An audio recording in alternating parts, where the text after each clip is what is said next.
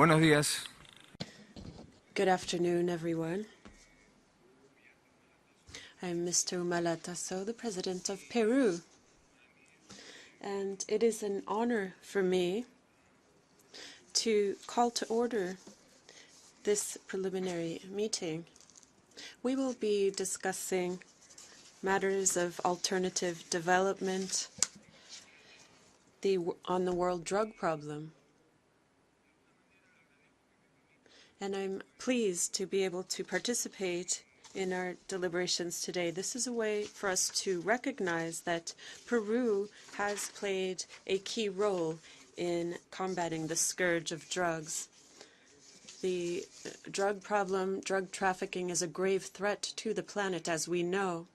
It is so great indeed, as great as climate change. And I think that each one of us can try to understand this issue from our own perspective, our own experience.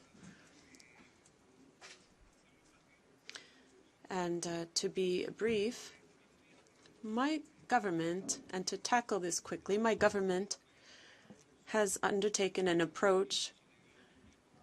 Well, we produce illicit crops, but we also produce legal crops. And this dates back to our Inca culture.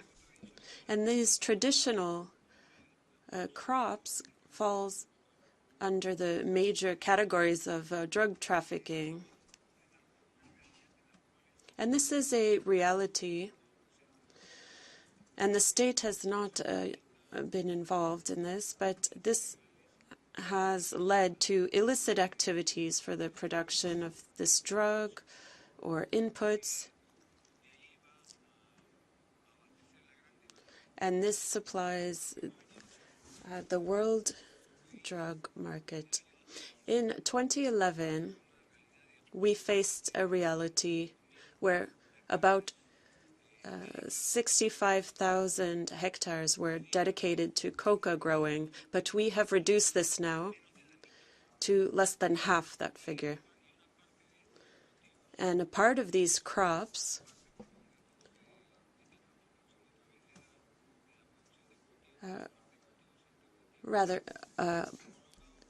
alternative development, alternative crops has helped us, because now we produce cocoa and coffee. We are the 8th cocoa producer and rank 5th in the world coffee, among the world coffee producers. And this has brought us to develop our infrastructure, our roads, our health system. We have the internet now, and we have enabled banks to have better transactions. So we have provided services to help the population to have and to help them to have alternative economic opportunities, an alternative to growing these illicit crops. And this has helped us to squarely tackle the coca production in terms of addressing the price and also the quantity.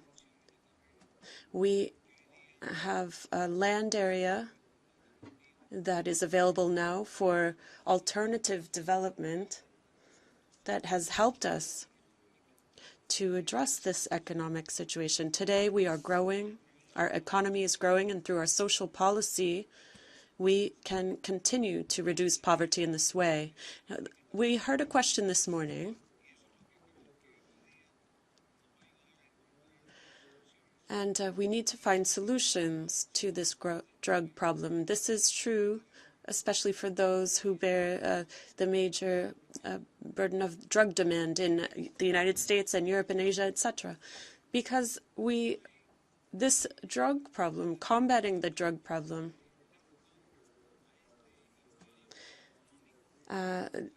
means there is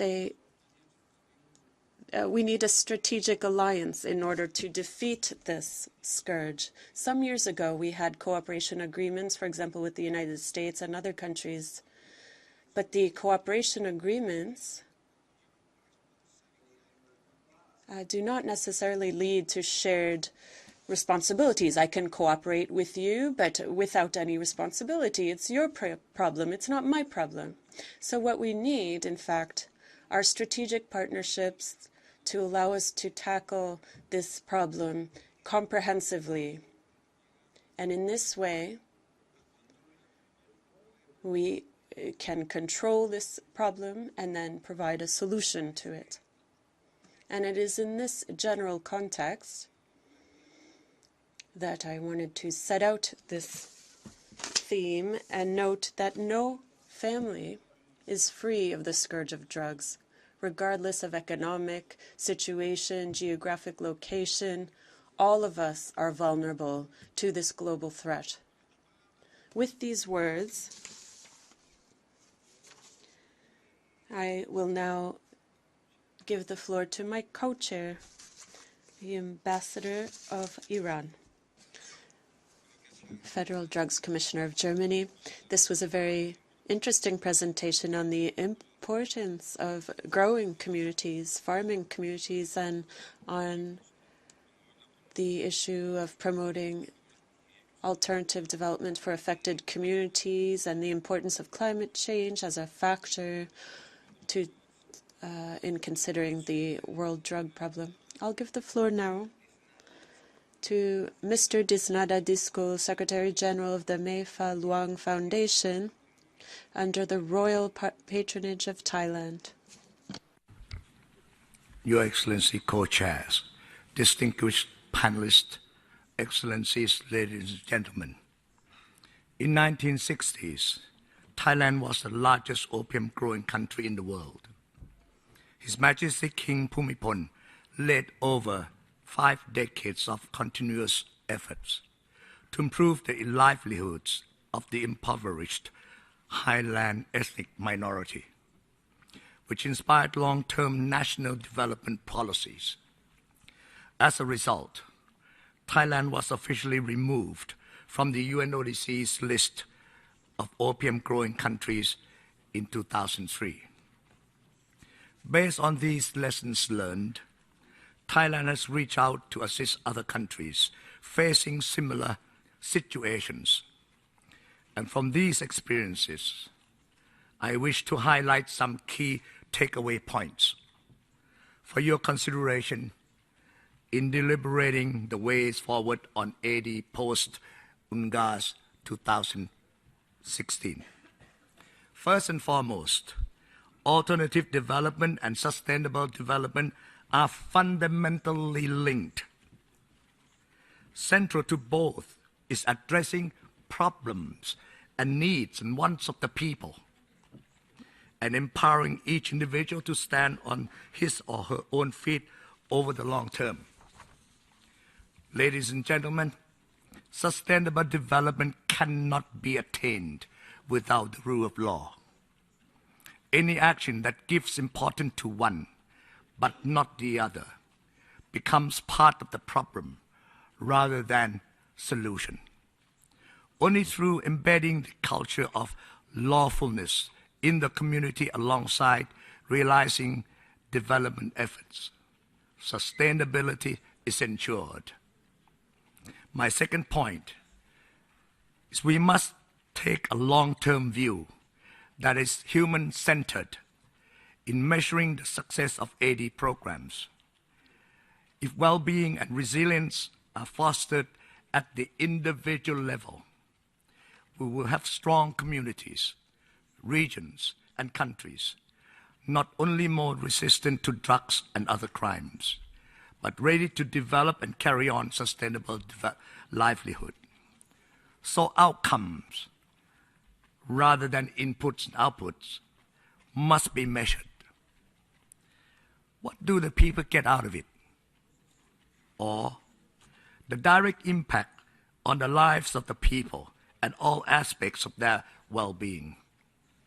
Socially, environmentally, economically, and culturally must be the indicators.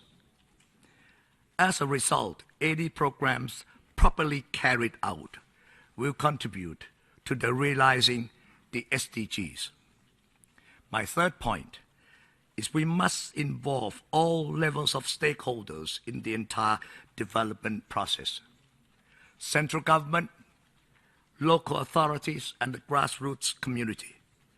We must align understanding, commitment of all stakeholders and ensure participation in order to foster a sense of ownership so that the local people can take over the project over the long run. My fourth point is we need to consider the implementation of AD in urban settings. Poverty, marginalization, lack of employment, and lack of opportunity also exist in urban areas. Therefore, I truly believe that AD can be applied and problems of poverty and crimes in slums and urban areas can also be addressed through a people-centric approach. Addressing the problem at its root cause and providing the people with the basic needs, job and education opportunities, empowerment and respect. Lastly, the global community now has the United Nations Guiding Principle on Alternative Development, which Thailand is proud to have played an active role in shaping. I strongly urge all of us, member states, to take into consideration the implementation of the UNGPs on the ground. Put the principle into actual practice and make sure that the impacts are measurable and sustainable. Thailand is delighted to say that we, through the Mafalung Foundation and Federal Republic of Germany, through GIZ, are partnering on the Global Partnership for Drug Policies and Development to assist countries and communities wishing to implement AD in order to realize more effective, sustainable programs on the ground. I believe that sharing best practices and lessons learned among countries in improving AD programs is crucial. Thailand has been and will continue to be a donor country in software, providing our experience in partnership with other donor countries to assist others on sustainable alternative development programs.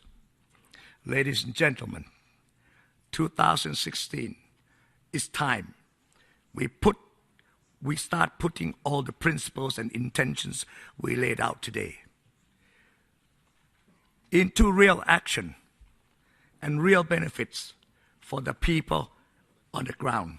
Thank you, Your Excellency. Thank you very much. I'm disappointed because we never talk about the demand side, which the President has mentioned from the very beginning. We always talk about the AD and the people who grows drug. But if there's no demand, who's going to do it? That's my point. But that's why I said that I'm disappointed because we didn't make an issue out of it. Clapping with one hand doesn't make any noise. That means demand side and supply side. We're always talking about the supply side, never touch the demand. If the coca, marijuana, or whatever it is, cannabis, opium, heroin, being put here, right here in New York,